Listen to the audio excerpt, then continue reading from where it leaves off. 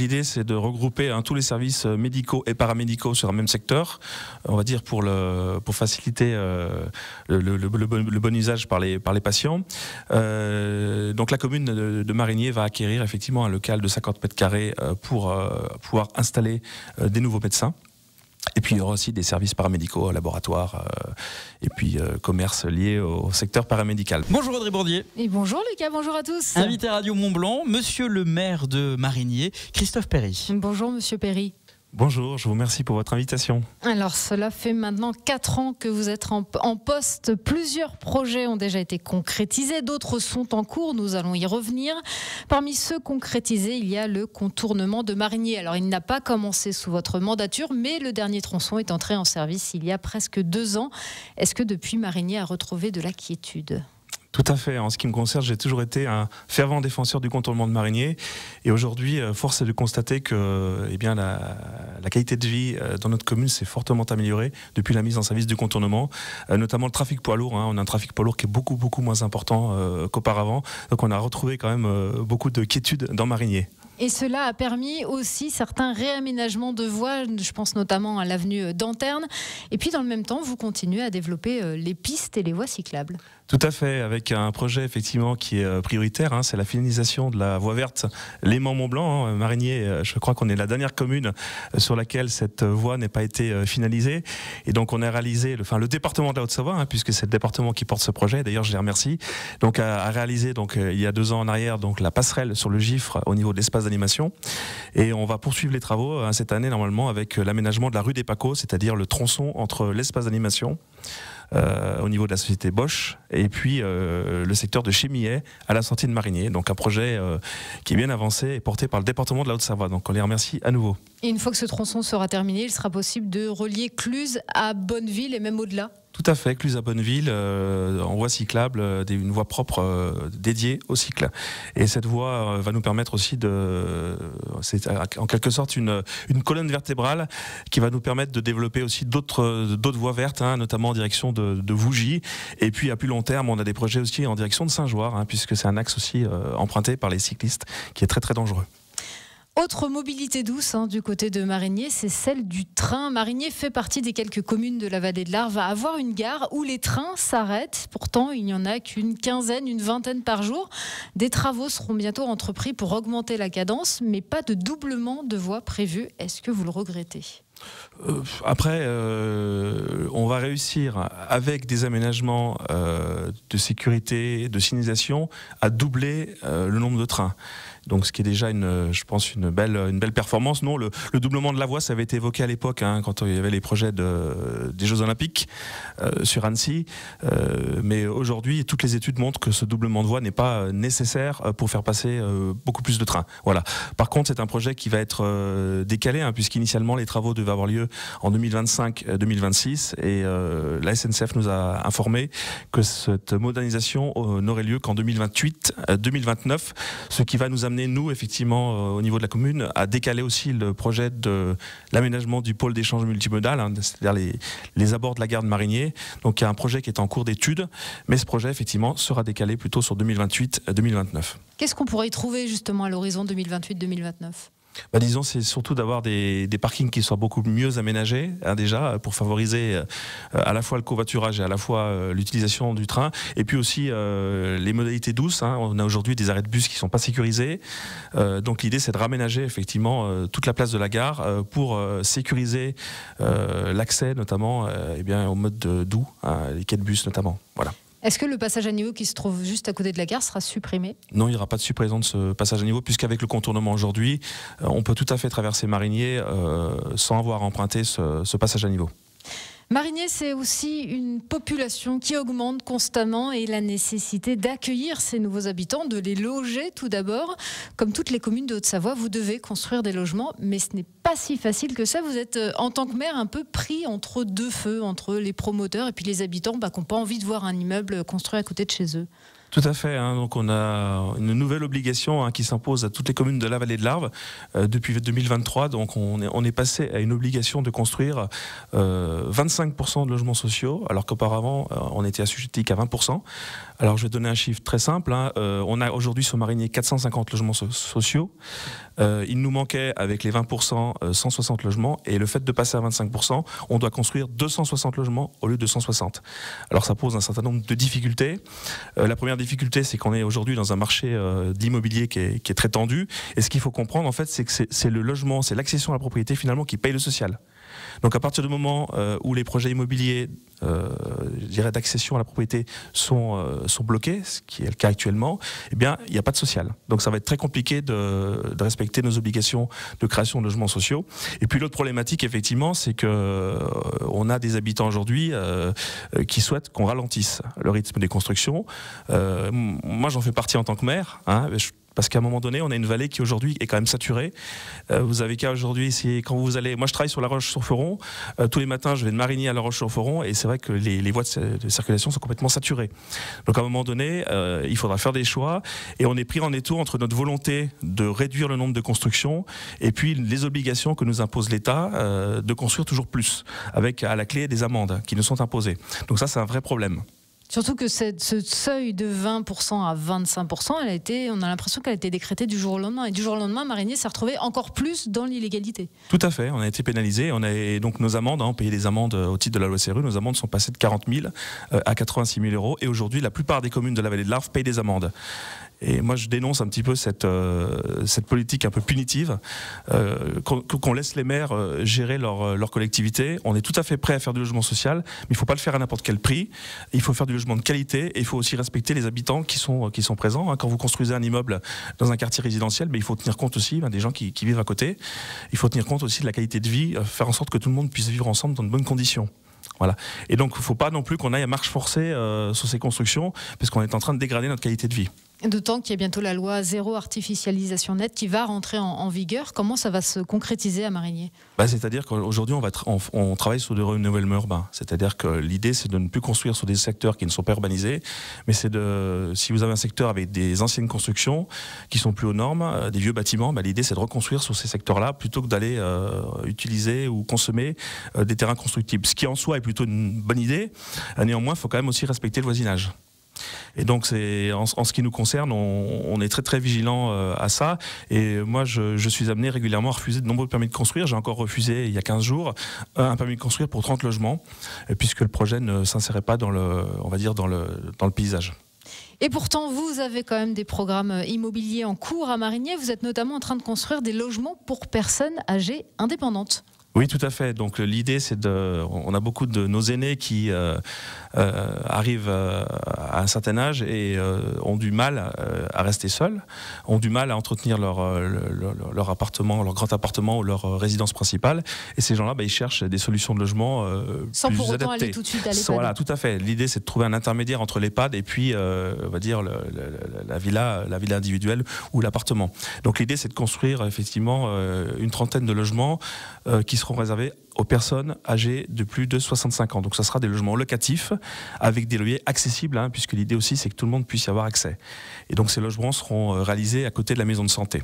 Livraison prévue ? Livraison, alors c'est décalé plutôt fin 2026. Justement, à côté de la maison de santé, vous allez construire à côté de ces logements pour personnes âgées une maison paramédicale, car là aussi les besoins sont importants. On atteste le succès de la maison médicale, justement, qui ne désemplit pas. Oui, tout à fait. Donc l'idée, c'est de regrouper tous les services médicaux et paramédicaux sur un même secteur, on va dire pour faciliter le bon usage par les patients. Donc la commune de Marigné va acquérir effectivement un local de 50 mètres carrés pour pouvoir installer des nouveaux médecins. Et puis il y aura aussi des services paramédicaux, laboratoires et puis commerce liés au secteur paramédical. Mais je ne peux pas en dire trop pour l'instant.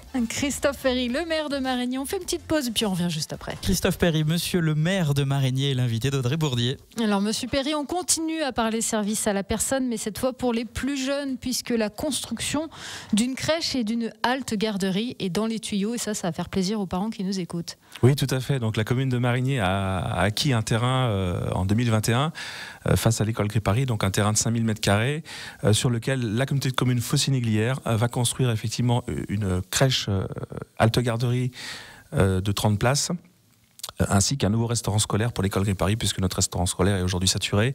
Et c'est vrai qu'on a aujourd'hui des grosses difficultés, nos administrés ont des grosses difficultés à trouver des nounous ou des places en crèche aujourd'hui.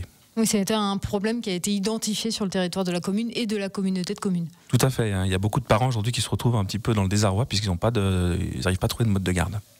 Autre équipement pour les plus jeunes, mais pas seulement, il y a également une aire de jeu, un pump track et un paddle semi-couvert qui sont prévus. Bref, énormément de projets en cours pour Marigny. Tout à fait. Donc déjà au niveau associatif, on a beaucoup de demandes de la part de nos associations, hein. Donc notamment de notre club de tennis, hein, qui compte aujourd'hui plus de 350 licenciés. Et donc effectivement, on porte un projet de paddle semi-couvert. Et puis pour les plus jeunes, les jeux dans le parc Mermillod, le fameux parc Mermillod dont on a tant parlé, donc des jeux d'enfants. Et puis effectivement un pump track, hein, on est en négociation avec le département pour le terrain, pour l'acquisition du terrain. Et donc c'est un projet qui est plutôt en bonne voie. Il faut qu'aujourd'hui qu'on offre à nos jeunes des équipements auxquels ils peuvent prétendre. Hein, c'est important dans une commune comme Marigny, on est une commune de 7000 habitants bientôt. Et donc il faut qu'on offre à nos jeunes des équipements pour qu'ils puissent pratiquer tout un tas de loisirs.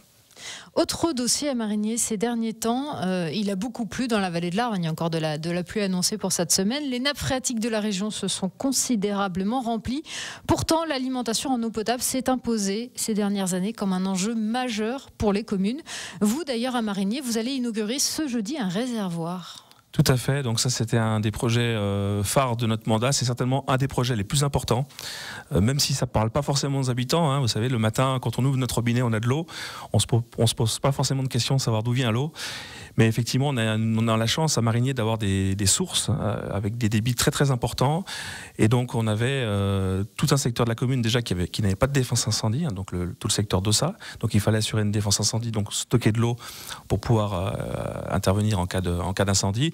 Et puis effectivement, stocker de l'eau, ça permet aussi de moins pomper dans la nappe, puisqu'aujourd'hui on alimente une partie de la commune en pompant dans la nappe phréatique de l'Arve. Et donc grâce à ces réservoirs, hein, aujourd'hui on n'a pratiquement plus aucun pompage dans la nappe.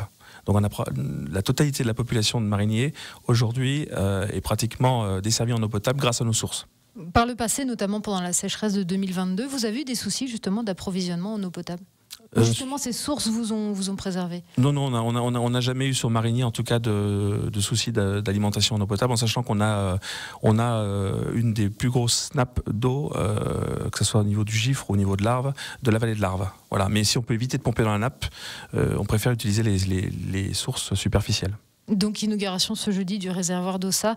Et puis de l'eau, parfois il y en a trop. Alors on ne parle pas de l'eau potable, hein, mais on se souvient des inondations de novembre dernier. Pour s'en prémunir et pour se prémunir des futures catastrophes naturelles, vous venez, vous Christophe Perry, la commune de Marigny, de vous doter d'une réserve communale de sécurité civile. Ça s'est fait le mois dernier. En quoi ça consiste ? Oui, tout à fait. Donc la commune de Marigny a la particularité d'être concernée par la plupart des risques, hein. Y a le seul risque, je dirais, peut-être le moins prégnant, c'est le risque avalanche. Mais sinon, on a à peu près tous les risques qui existent, hein. On est soumis à tous les risques. Donc l'idée, effectivement, c'est qu'en cas de catastrophe naturelle, on soit en mesure de porter assistance à notre population. Ce qui n'était pas forcément le cas auparavant. Donc on a élaboré un nouveau plan communal de sauvegarde qu'on a adopté l'année dernière. Mais ce plan communal de sauvegarde, pour pouvoir le mettre en œuvre, effectivement, on a besoin de bénévoles, on a besoin de volontaires. Donc on a pris la décision de créer une réserve communale de sécurité civile qui regroupe une 60aine de bénévoles dans des métiers différents, hein. Ça peut être des personnes qui sont dans le domaine de la santé, dans le domaine du bûcheronnage, des chauffeurs poids lourds, des psychologues. Et l'idée, c'est d'être en mesure, en cas de catastrophe, d'accueillir à l'espace d'animation 200 personnes. Demain, je vais donner un exemple très concret. Demain, on a sur la voie ferrée un train qui tombe en panne en plein hiver. Il n'y a pas de chauffage, il faut accueillir 150 personnes. Eh bien, on a les moyens d'accueillir ces personnes-là. Demain, on a une inondation au niveau du secteur du Gifre. On doit évacuer les habitants. Eh bien, on sera en mesure aussi d'accueillir les habitants à l'espace d'animation. Donc, on s'est doté en fait de matériel pour pouvoir y faire face. Avec des exercices, j'imagine, grandeur nature à venir. Tout à fait, on avait déjà réalisé un exercice en 2021, exercice qui nous a justement fait prendre conscience de notre fragilité à ce niveau-là. Et effectivement, on va organiser en tout cas des nouveaux exercices pour que les bénévoles puissent aussi être prêts à intervenir en cas de catastrophe. Marigné, ce sont aussi des finances qui vont de mieux en mieux, Christophe Perry. Oui, tout à fait. En début de mandat, on a trouvé une situation financière qui était relativement tendue avec une très très forte dette. Et donc, on s'est attelé pendant ce mandat-là, effectivement, à réduire la dette. Donc, on a une dette qui est passée de 7,2 millions d'euros à 5,6 millions d'euros. L'idée, c'est de retrouver de la capacité d'autofinancement. Moi, je veux qu'à la fin de ce mandat, je veux laisser une situation financière propre pour que les futurs élus puissent mener des projets. Donc, ça demande effectivement, c'est un exercice qui n'est pas facile. Donc, il y a des investissements qu'on avait prévus qu'on n'a pas pu réaliser parce que faute de finances. Mais en tout cas, la situation aujourd'hui de la commune est en train de se redresser et on a plutôt un avenir qui est plutôt favorable. Et pourtant, les charges de fonctionnement des communes augmentent. Il y a eu l'inflation, il y a eu le prix de l'électricité, par exemple, de tout ce qui est énergie. Et l'État continue dans le même temps de baisser le montant des ressources fiscales. Vous étiez d'ailleurs élevé contre ça en octobre dernier lors du congrès des maires de Haute-Savoie. Oui, tout à fait. Si on prend l'exemple de la commune de Marigné, entre la baisse des dotations et les prélèvements opérés par l'État, on a perdu plus de 700 000 euros. Plus de 700 000 euros par an, si on compare aux recettes de 2014. Donc 700 000 euros, c'est colossal. Donc effectivement, il faut qu'on trouve d'autres sources de financement. Donc les autres sources de financement, c'est quoi? C'est aller chercher de la subvention auprès des partenaires et malheureusement le recours à l'impôt. Voilà. Et le drame aujourd'hui, c'est qu'avec la suppression de la taxe d'habitation, on n'a plus qu'une catégorie d'habitants qui payent les impôts, ce sont les propriétaires. Et ça, c'est un gros problème. Ça crée vraiment un déséquilibre entre les propriétaires qui payent un impôt et puis les locataires qui ne payent plus d'impôt aujourd'hui. Et il faut absolument que l'État travaille sur cette question-là. Et je pense qu'il faut vraiment une réforme de la fiscalité pour qu'on ait ce qu'on appelle un impôt résidentiel. C'est-à-dire qu'à partir du moment où vous habitez sur une commune, que vous bénéficiez de services, il faut à un moment donné que vous contribuiez, en fonction de vos revenus, bien entendu, mais il faut qu'il y ait une contribution. Et c'est pas acceptable aujourd'hui qu'on ait une catégorie qu'on ait des habitants qui ne payent plus rien. C'est pas normal. Il y a d'autres maires qui vous rejoignent sur ça ? Je pense qu'il y a beaucoup de maires qui partagent cette position, mais c'est vrai qu'il y a peu de réactions. Moi, ce que je regrette, c'est qu'au niveau des associations d'élus, notamment au niveau national, il n'y ait pas eu des réactions un petit peu plus vives. J'aurais aimé qu'on ait des actions un petit peu plus fortes, puisqu'aujourd'hui, en France, malheureusement, c'est comme ça, et les maires, on est comme les habitants. Pour se faire entendre aujourd'hui, il faut élever la voix. Christophe Perry, une dernière question. Vous êtes fier aussi d'être dans une commune où le comité des fêtes est dynamique. Vous me faisiez la liste tout à l'heure de toutes les animations qui sont prévues dans les prochaines semaines. C'est assez conséquent. Oui, tout à fait. Je pense que pour que nos habitants se sentent bien dans nos collectivités, il faut aussi partager des moments de convivialité. Et puis c'est important aussi pour créer du lien social. Quand on a des nouveaux habitants qui viennent s'installer sur la commune, le meilleur moyen d'intégrer ces nouveaux habitants, c'est de participer à toutes ces manifestations. Donc on a aujourd'hui sur la commune de Marigné la chance d'avoir un comité des fêtes qui est dynamique, avec plus d'une 60aine de bénévoles, donc ce qui nous permet d'organiser beaucoup de manifestations et de fêtes. La prochaine, c'est ce week-end ? Tout à fait. Ce week-end, ça sera c'est le tournoi de foot des Portugais ce week-end. Voilà. Et puis la semaine suivante, on aura les 30 ans du quartet de théâtre avec des concerts et des spectacles. Et ensuite les Marnivals avec des concerts. Christophe Perry, le maire de Marigné, qui était ce matin notre invité pour notre chronique. Bonjour monsieur le maire, merci beaucoup d'avoir été notre invité ce matin. Je vous souhaite une bonne journée. Voilà, merci à vous et puis une bonne journée à toutes et à tous.